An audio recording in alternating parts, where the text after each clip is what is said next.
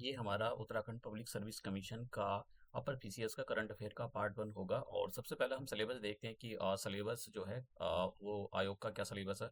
देखिए, प्रीलिम का सिलेबस यहाँ पर आयोग ने यूनिट में डिवाइड किया हुआ है। जैसे वन यूनिट के अंदर हिस्ट्री पूछी है, और हिस्ट्री के अंदर भी इन्होंने यहाँ पर टॉपिक को सब जगह सब डिवाइडेड टॉपिक है। और फिर दूसरी यूनिट के अंदर ज्योग्राफी पूछी है। मैं यहाँ पर ये जो सिलेबस है उसको डिस्कस नहीं करूंगा। और फिर उसके बाद में इंडियन पॉलिटी पूछी है। तो इंडियन पॉलिटी के भी मैंने और वर्ल्ड ज्योग्राफी के, इंडियन ज्योग्राफी के कुछ लेक्चर अपलोड करें, आप वहाँ जाकर देख सकते हो। पिछले साल के क्वेश्चन भी सॉल्व करे हैं। तो और मेरे टेलीग्राम चैनल पर आपको उनकी पीपीटी या पीडीएफ मिल जाएगा।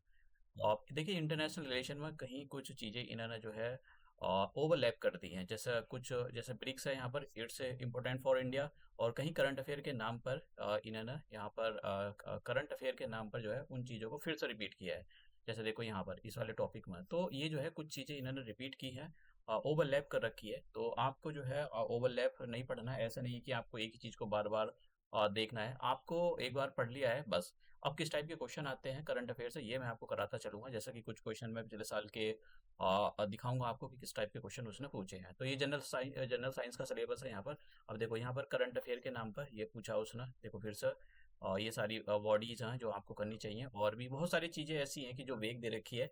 पिछले साल के क्वेश्चन देख के ही आप समझ सकते हो किस टाइप के क्वेश्चन यहाँ पर आयोग दे रहा है। और ये इन्वायरमेंट से रिलेटेड है। काफी सिलेबस काफी वाइड है। अगर कहने लगे कि सिलेबस छोटा है, छोटा नहीं है, सिलेबस काफी वाइड है।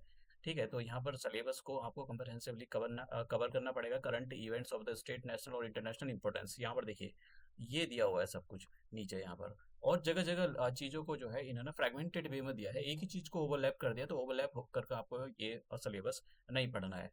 और ये जो है आज हम एक ऑर्गेनाइजेशन देखेंगे, ब्रिक्स करंट अफेयर में है इसलिए देखेंगे। और देखिए 2024 2014 में कैसा क्वेश्चन पूछा था। सीधा सिंपल क्वेश्चन था कि which one of the following countries was included in the BRICS. तो आपको लास्ट में, इन द लास्ट, तो लास्ट के अंदर कौन सी कंट्री को इंक्लूड किया था उसके बारे में आपको बताना। वो सारी चीजें हम देखेंगे इसका। देखो, और दूसरा, which one of the following is not a member of the BRICS. तो ब्रिक्स की इसमें से कौन सी मेंबर नहीं है उसके बारे में भी हम देखेंगे। ठीक है। और फिर उसके बाद में देखिए अभी 2014 में पूछा था। अभी क्या हुआ है, अभी इसके बारे में भी हम देखेंगे कि सऊदी अरेबिया इसका ब्रिक्स का मेंबर है या नहीं है। देखो, सऊदी अरेबिया ने अभी ज्वाइन नहीं किया था। इन्होंने जो भी है डॉक्यूमेंटेशन जो भी होना था उसके लिए जो है, क्योंकि ईरान ने ज्वाइन कर लिया है। अभी 5 कंट्रियों ने ज्वाइन किया है ब्रिक्स को। तो उसमें से ईरान भी है जिसने ब्रिक्स को ज्वाइन किया है। तो सऊदी अरेबिया ने शायद उसी की वजह से जो है ये अपना जो प्रोसेस था उसको अभी तक के लिए तो टाल दिया है। तो अभी सऊदी अरेबिया इसका ब्रिक्स का मेंबर नहीं है। तो ये हम इंडिया मेंबर है, चाइना है, ब्राजील है, लेकिन अभी नहीं है। ठीक है। अगर ये बन जाता मेंबर तो फिर ये क्वेश्चन 2000 मतलब गलत हो जाता क्वेश्चन। अब यहाँ पर देखिए 2016 में किस टाइप का क्वेश्चन पूछा था। Who coin the term BRICS in 2000। Actually इन्होंने ब्रिक्स टर्म काउंट नहीं किया, वो किया था, इन्होंने किया था ब्रिक। ठीक है। Brazil, Russia, India and China. तो ये फिर लास्ट में 2010 के अंदर साउथ अफ्रीका ने ज्वाइन किया और ये ब्रिक्स बन गया। ठीक है। तो इन्होंने जो शब्द है ये वाला ऐसा नहीं था उसके अंदर, जब ये इन्होंने 2000 में जिम ओनिल ने अ, ये इसको इन्वेंट किया था। अब देखिए, in which year the BRIC grouping was form as a BRICS. तो आपको बताना पड़ेगा क्योंकि 2010 में जो है साउथ अफ्रीका ने ज्वाइन कर लिया, तो 2010 के बाद ही ये ग्रुप जो है ब्रिक्स ब्रिक्स हो गया था।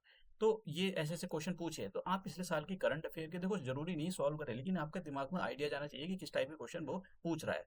अब देखें यहाँ पर जिसने ब्रिक्स का ये जो एक्रोनिम है इसको इन्वेंट किया था, उस सही रिलेटेड क्वेश्चन पूछते हैं कि भाई ये बताओ, ये जो ब्रिटिश स्कॉलर थे जिम ओ नील्स, ये कौन थे? क्या ये एक साइकोलॉजिस्ट थे, सोशियोलॉजिस्ट थे, या पॉलिटिकल साइंटिस्ट, या इकोनॉमिक से रिलेटेड थे? देखिए ये इकोनॉमिस्ट थे, ये वाला। ठीक है, ये वाला ऑप्शन है इसका, बाद में देखेंगे इसको। आप बिना उसके भी सॉल्व कर सकते हो बाद में। तो ब्रिक्स पहला वाला ऑर्गेनाइजेशन देखेंगे, करंट अफेयर में था इसलिए हो। तो देखो, जब भी हम करंट अफेयर पढ़ेंगे तो थोड़ा सा जो भी चीजें हैं उनके थोड़ा हिस्टोरिकल बैकग्राउंड के बारे में देख लेंगे। ऐसा नहीं है कि भाई हिस्टोरिकल बैकग्राउंड अलग पढ़े फिर करंट अफेयर अलग पढ़े, ये कोई तरीका नहीं होता पढ़ने का। तो देखिए, शुरू में जब ये ऑर्गेनाइजेशन बना तो 2001 की बात है। 2001 के अंदर ये जो गोल्डमैन सैच है, इसमें एक तो जो इकोनॉमिस्ट थे जिम ओनिल, इन्होंने एक जो है फुल मतलब एक चार इमर्जिंग कंट्री थी। कौन कौन सी चार इमर्जिंग कंट्री थी? एक तो Brazil, Russia, India and China, ये चार इमर्जिंग कंट्रीज थी। तो इन्होंने कहा कि भाई जो 2050 तक ये चार कंट्रियां जो हैं वर्ल्ड को डोमिनेट करेंगे 2050 तक, क्योंकि इनकी जो इकोनॉमी वो काफी तेज रफ्तार से ग्रो कर रही थी। तो इन्होंने जो है इस ब्रिक का, ऐसा नहीं था इसके अंदर, ब्रिक का इन्वेंशन किया, मतलब जो टर्म थी इसको इन्होंने ही इन्वेंट किया था, जिम ओ नील ने, ठीक है। और कौन है ये, इकोनॉमिस्ट है ये एक, ठीक है। तो उसके बाद में क्या हुआ, 2009 में इनकी एक 2006 में एक मीटिंग होती है। तो 2006 में जब मीटिंग होती है तो यहाँ पर कोई जो नेशन के हेड होते हैं वो नहीं मिले थे, ठीक है। ये बस एक जो फॉरेन मिनिस्टर होते हैं, और जो मिनिस्टर लेवल पर मीटिंग हुई थी, जैसे हमारे फॉरेन जो हमारे हेड है, स्टेट के हेड है, कौन है, प्रेसिडेंट। तो उसके बाद में क्या हुआ, 2009 के अंदर पहली मीटिंग हुई इनकी, ठीक। The first formal meeting of the brick, brick ना कि ब्रिक्स। तो 2009 में ये पहली मीटिंग हुई। उसके बाद में क्या हुआ, 2010 के अंदर साउथ अफ्रीका ने ज्वाइन कर लिया, और फिर ब्रिक के लास्ट में लग गया एस, ये बन गया ब्रिक्स, ठीक है। तो 2010 से ही ये 2010 से ही ये ब्रिक जो है ब्रिक्स बन गया। उसके बाद में क्या हुआ, मतलब जब 2011 में पहली मीटिंग हुई तो साउथ अफ्रीका ना as a full fledged member BRIC को ज्वाइन कर लिया। तो ये थोड़ा सा हिस्टोरिकल बैकग्राउंड था। अब देखो, मैंने आपको दिखा दिया, इसको तैयार करना जरूरी है। अब किस टाइप के क्वेश्चन पूछ रहा है ये मैंने आपको दिखा दिया, इसलिए करना जरूरी है।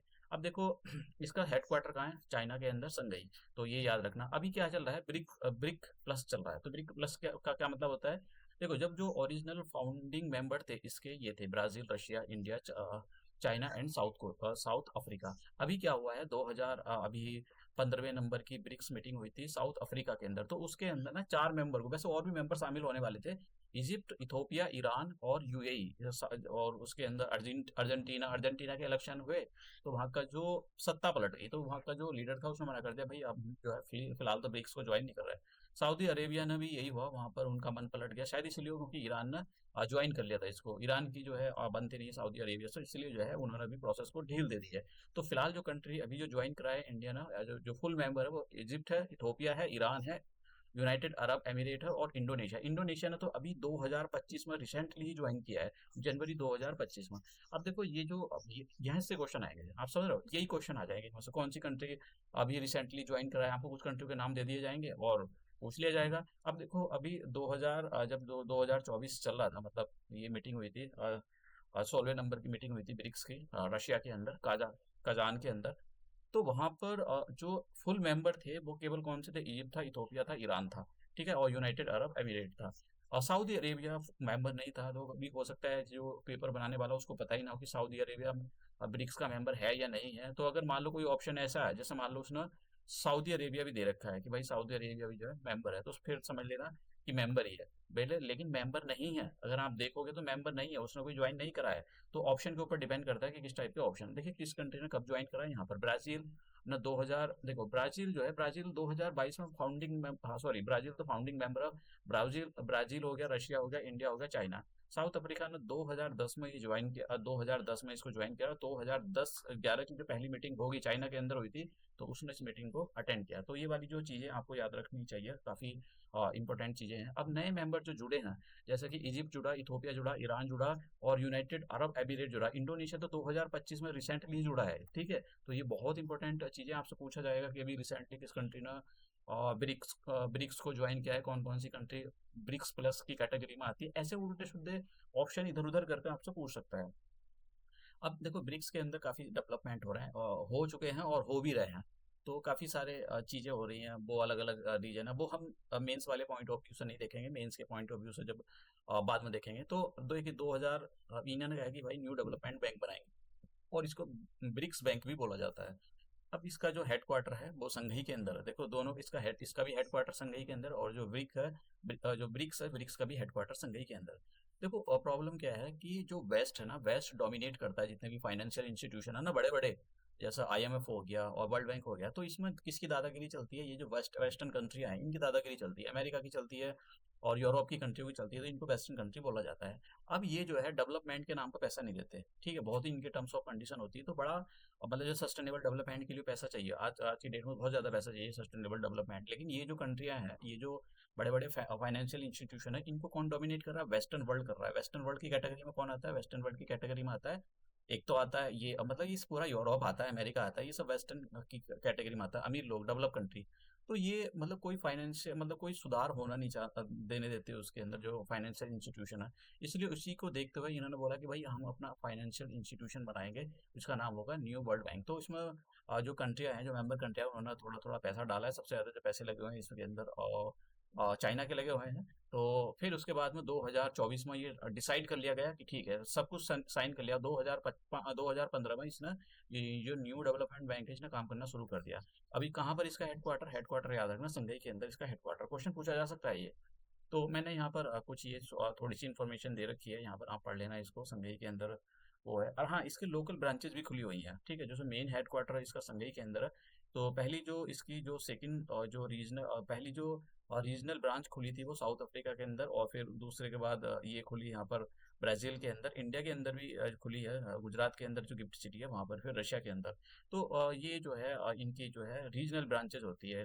इंडिया की जो है ये ब्रिक्स का जो ये इंडिया का जो गिफ्ट सिटी है वहाँ पर ब्रिक्स का जो रीजनल ऑफिस ये जब शायद मुझे लगा अभी पूरी तरह से ये ऑपरेशनल हो गया या नहीं हो गया। अगर आपसे पूछा जाए क्वेश्चन कि इंडिया के अंदर ये जो ब्रिक्स डेवलपमेंट है इसका जो रीजनल ऑफिस है कौन से स्टेट में खुल रहा है या कौन से शहर में है, तो आपको पता होना चाहिए गिफ्ट सिटी के अंदर ये शहर गिफ्ट सिटी के अंदर ये जो है बैंक जो है खुल रहा है। और मुझे नहीं पता कि शायद अभी ऑपरेशनलाइज पूरी तरह से हुआ है या नहीं हुआ है, लेकिन फिर भी आप अगर ऐसा कुछ होता है तो ये ध्यान रखना।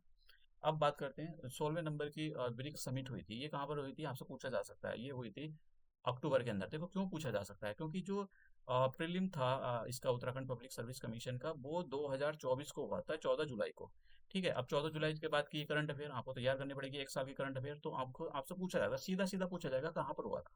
ठीक है, और ये पहली मीटिंग थी, मतलब जब से ब्रिक्स के अंदर 4 मेंबरों को प्लस किया गया था। मैंने अभी आपको बताया इंडोनेशिया ने तो अभी अभी ज्वाइन किया है। मतलब ब्रिक्स के अंदर जो 5 मेंबर जुड़े हैं अब उनको ब्रिक्स प्लस बोला जाता है। इसको समझे आप? तो ये थोड़ा सा यहाँ पर ब्रिक्स प्लस बोला जाता है इसको। ये प्लस की जगह आप ऐसे भी लिख सकते हो, ब्रिक्स प्लस।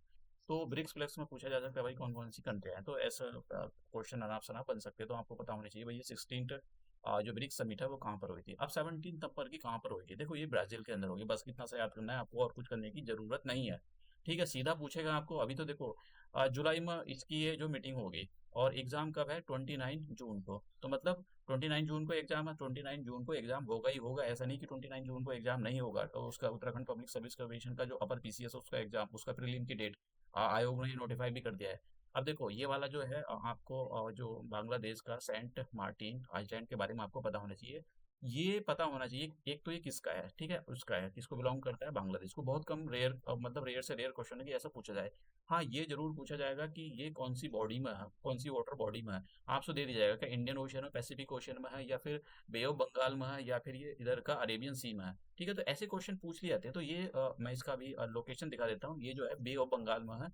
एक्चुअली जो शेख हसीना है ना, उन्होंने ये बोला था कि अमेरिका जो है ये वाला जो सेंट मार्टिन आइलैंड है इसको चाहता है, इस पर कब्जा करना चाहता है। देखो इसके बहुत सारे बेनिफिट है। अमेरिका इधर बांग्लादेश पे तो नजर रखेगा ही, इधर म्यांमार में क्या हो रहा है इधर नजर रखेगा, इधर इंडिया पर रखेगा, और इधर अपनी जो मिसाइल है लंबी लॉन्ग रेंज मिसाइल वो आराम के साथ चाइना पर दाग सकता है। तो चाइना को कंट्रोल कर सकता है।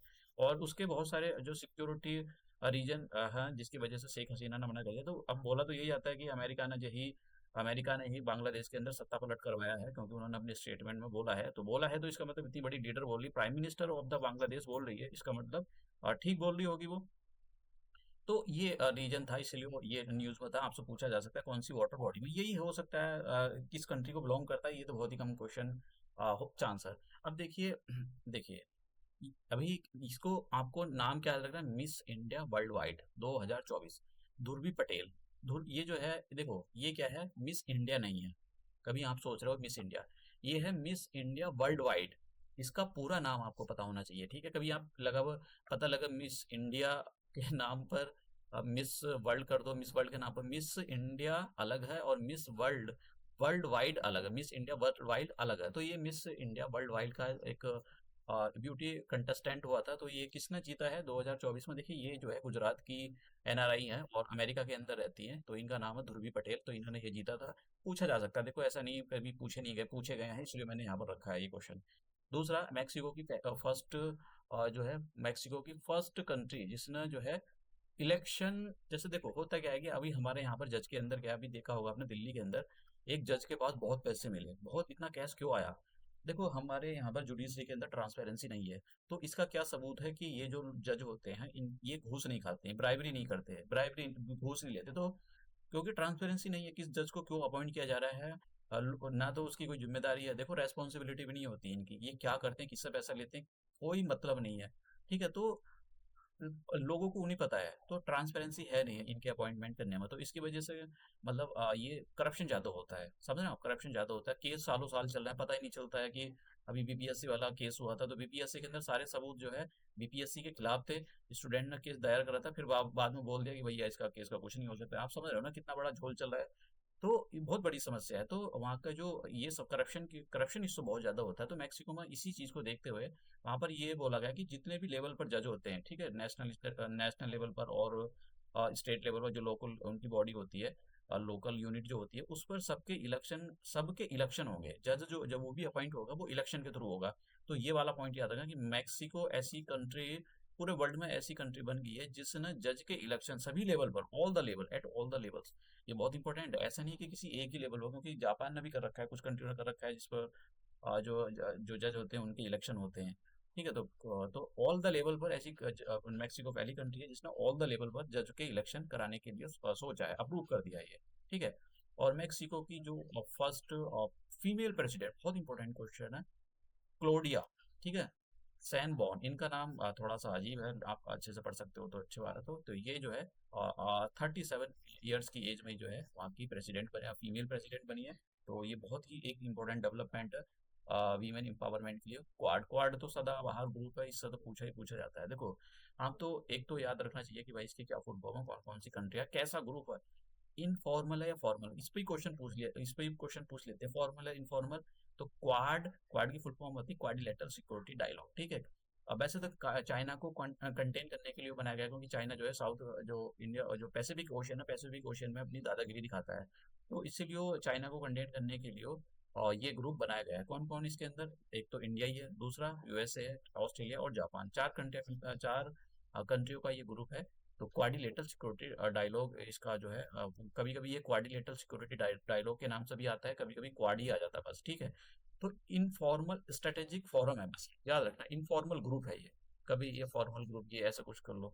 देखो इसकी जो जिसका जो एस्टेब्लिशमेंट था, वैसे तो जो वहाँ के जापान के जो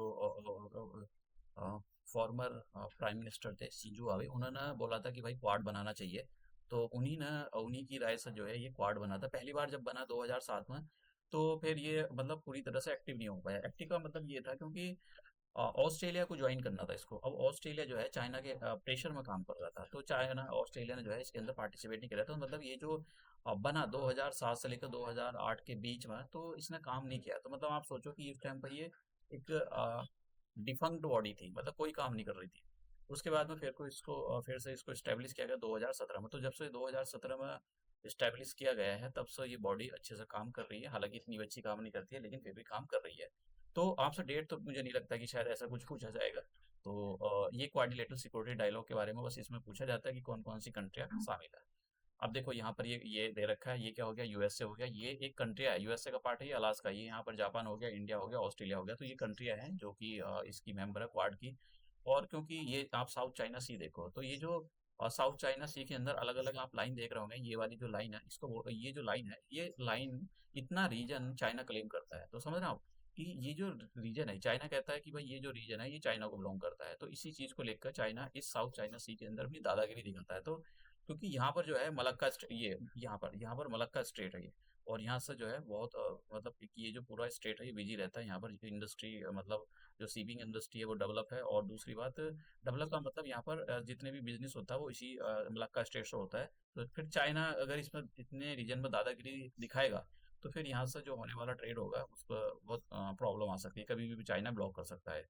तो इसलिए जो है जो पैसिफिक ओशन को मतलब चाइना के कब्जे से छुड़ाया जाए, एक चाइना ने कब्जा ही कर रखा है, अपनी फोर्सेस डिप्लॉय कर रखी है, आर्टिफिशियल आइलैंड बना दिए। तो इन सारी चीज़ों से दूर छुटकारा पाया जाए, ये क्वाड्रिलेटरल सिक्योरिटी डायलॉग बनाया। हालांकि ये बोलते रहते हैं कि हम चाइना के खिलाफ नहीं है, तो फिर भी अब इंडस वाटर ट्रीटी बहुत इंपॉर्टेंट है, कब साइन हुई थी ये पता होना चाहिए, किस किस के बीच में साइन हुई थी ये पता होना चाहिए, कौन कौन सी रिवर है ये भी पता होना चाहिए। देखो क्योंकि अब क्यों ये न्यूज में थी, देखो न्यूज में इसलिए होती है, अभी क्या हुआ, इंडिया ने ना पाकिस्तान को मैसेज भेजा है कि भाई इसको ना फिर से रिव्यू करो। रिव्यू का मतलब ये होगा कि भाई इसको फिर से साइन करो, क्योंकि ये जो ट्रीटी है ये ऐसी ट्रीटी है जो इंडिया के पक्ष में नहीं है बिल्कुल भी, समझ रहे हो? इंडिया का पानी इंडिया ही यूज नहीं कर पाता है, उसी के लिए ये बड़ी समस्या है। तो ये जो 1960 में इसको साइन किया गया था इंडिया के अंदर और इंडिया और पाकिस्तान के बीच में। तो उस टाइम पर इंडिया के जो प्राइम मिनिस्टर थे पंडित जवाहरलाल नेहरू थे, जिन्होंने ये साइन किया था। तो याद करने की जरूरत नहीं है। हाँ, इसको जो ये जो ट्रीटी थी इसको वर्ल्ड बैंक ने मतलब इसका जो वर्ल्ड बैंक की अध्यक्षता मतलब ब्रोकर कराया था। ब्रोकर का मतलब जो भी बीच में मिडल मैन होते हैं वो। तो ये चाइना ये जो वर्ल्ड बैंक था मिडल मैन की तरह काम कर रहा था। इसके जो है इसमें प्रॉब्लम है इसमें, अगर आप इसको पढ़ो मेंस के पॉइंट ऑफ व्यू से, तो आपसे इस पर क्वेश्चन पूछा जा सकता है कि भाई मेंस के अंदर कि जो ये जो इंडस वाटर ट्रीटी है, इसको दोबारा से साइन करना चाहिए। तो करना चाहिए तो फिर क्या आप इसके लिए अपने जो तर्क दोगे? तो ये भी मैं आपको दिखा देता हूँ कि कौन कौन सी रिवर है। देखो समझ लो जरा यहाँ पर इसके अंदर प्रॉब्लम क्या है। प्रॉब्लम क्या है, जब ये वाटर ट्रीटी हुई तो इंडिया ये जो आप रिवर देख रहे हो ना, एक तो ये सतलज रिवर होगी, यहाँ से ओरिजिनेट होती है चाइना से, तिब्बत वाले पार्ट से। और ये ब्यास रिवर है, हिमाचल प्रदेश से ओरिजिनेट होती है। और ये जो आप रिवर देख रहे हो ना, that is the Ravi river. तो ये जो इस ट्रीटी के अंदर ये तीनों रिवर जो है इंडिया को दी गई है, ठीक है। इनको बोलते हैं हम ईस्ट फ्लोइंग रिवर, जो सॉरी ईस्टर्न रिवर, ये ईस्टर्न रिवर है। ये जो है तीनों की तीनों रिवर इंडिया को दी गई, तो इंडिया इस पर कुछ भी कर सकता है। अब बात करते हैं तीन रिवर कौन कौन सी। एक तो इंदस रिवर, ठीक है, एक तो ये इंदस रिवर होगी, ये इंदस रिवर होगी। और दूसरी कौन सी होगी? दूसरी होगी हमारे पास झेलम, और एक होगी चेनाब। अब इसी को लेकर प्रॉब्लम है। इसमें क्या है, जब इंडस वाटर ट्रीटी हुई थी तो इस पर तो इंडिया कुछ भी कर सकता है। ये जो ये रावी हो गया, सतलज हो गया और ब्यास रिवर हो गया। लेकिन इस वाली जो रिवर है ये चेनाब, झेलम और इंडस, इसका इंडिया पानी तो यूज कर सकता है, लेकिन उसका लिमिटेड पर्पस है। लिमिटेड पर्पस है, जैसे कि डैम बनाना है, तो डैम के अंदर भी कुछ उन्होंने क्राइटेरिया कर रखे हैं कि भाई उसके अंदर ये टेक्नोलॉजी होनी चाहिए, ये होना चाहिए, वो होना चाहिए, तभी जाकर डैम बना सकते हो। तो इंडिया ना यहाँ पर इस पर एक तो यहाँ पर मैं आपको एक मैप दिखाता हूँ, किशन गंगा डैम बना रखा है। हाँ, यहाँ देखो। तो झेलम रिवर पर एक डैम बनाया है। ये जो आप रिवर देख रहे हो ना, यहाँ पर कहीं झेलम रिवर है, यहाँ पर ये झेलम जो रिवर है उसी पर बूलर लेक है। समझ गए आप? तो बूलर लेक से झेलम रिवर पास होती है।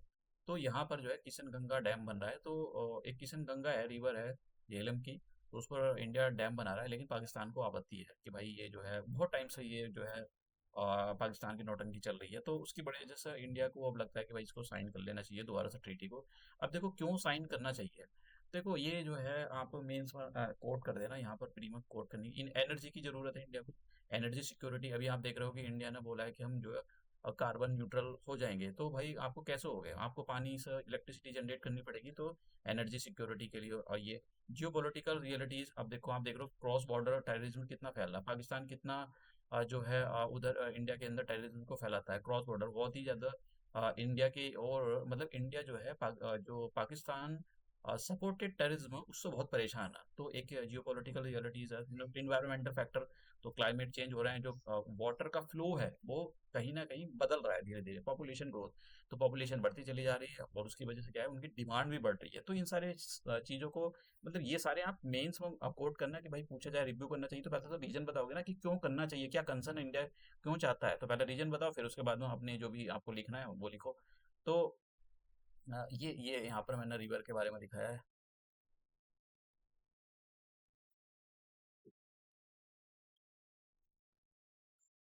तो एक सेकेंड। हम्म। तो हमने ये जो करंट अफेयर था इसके क्वेश्चन देख लिए, अभी देख लेते हैं, सॉल्व कर लेते हैं इसके। तो यहाँ पे लिखा है कि which one of the following countries included in the last. तो सबसे लास्ट में क्या इंक्लूड किया गया था? ब्राजील। ब्राजील को 2010 में इंक्लूड किया गया था। और which of the following is not a member of the, Saudi Arabia member नहीं है, आंसर ये हो जाएगा। और who coin the Jim O'Neill, ठीक है। और ब्रिक्स ग्रुपिंग फॉर्म, देखो 2010 में ये ब्रिक्स ब्रिक्स हो गया था। ब्रिटिश स्कॉलर जिम, और ये क्या है, ये पॉलिटिकल नहीं, ये एक इकोनॉमिस्ट है। तो ये मैंने आपको दिखाया कि भाई किस टाइप के क्वेश्चन पूछे जा रहे हैं। और ये जितने भी मैं यहाँ पर पीडीएफ और जो भी पीपीटी होती हैं उसको मैं अपने टेलीग्राम चैनल पर अपलोड कर देता हूँ। आप वहाँ से जाकर उसको डाउनलोड कर सकते हो। और हम इस लेक्चर को यहीं समाप्त करते हैं और मिलते हैं नेक्स्ट करंट अफेयर में।